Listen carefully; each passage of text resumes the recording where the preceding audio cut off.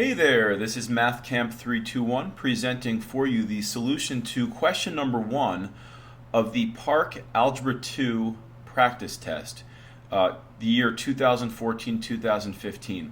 So question number 1 states, if k is a constant, what is the value of k such that the polynomial k squared x cubed minus 6kx plus 9 is divisible by x minus 1? And the key word that jumps out to me as I look at this problem is the word divisible. And the word divisible reminds me that when I divide something by another thing, we say that it's divisible if the remainder is 0. So if I divide something by something else and it goes into it evenly, or that the remainder is 0, we call that divisible. So I'm just going to go ahead and write that down. Divisible implies remainder is 0.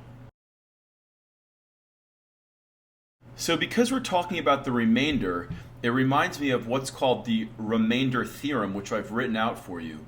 The Remainder Theorem states, if a polynomial expression p of x is divided by a linear binomial x minus c, then p of c is the remainder when p of x is divided by x minus c. So the polynomial expression that we're given is the k squared x cubed minus 6kx plus 9. So I'm going to write that as p of x. Now the linear binomial that I'm dividing by is x plus 1. Now if I take that x minus 1 and I set it equal to 0 and I solve for x, I get x equals 1. And that is my c value. So the next thing that I'm going to do is I'm going to find p of 1. And when I substitute 1 in for every occurrence of x, that's going to give me the remainder. That's what the remainder theorem tells me. But what is the remainder supposed to be in this problem? The remainder is supposed to be 0 because the one thing is divisible when divided by the other thing. So we're going to set this equal to 0. And what I'm going to do is substitute 1 in for every occurrence of x. Notice here that I've replaced the x with the number 1. So that means wherever I see an x, I'm going to replace it with that 1. So I'm going to have k squared times 1 cubed minus 6k times 1 plus 9.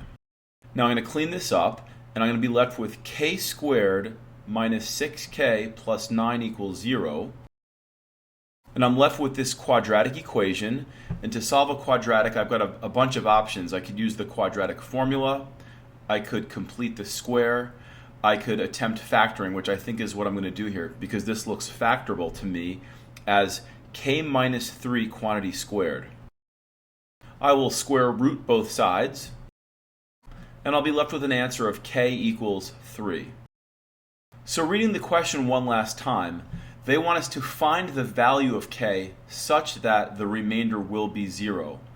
So using this thing called the remainder theorem, substituting 1 in for all occurrences of x, I was then able to solve for k, and k ended up being 3.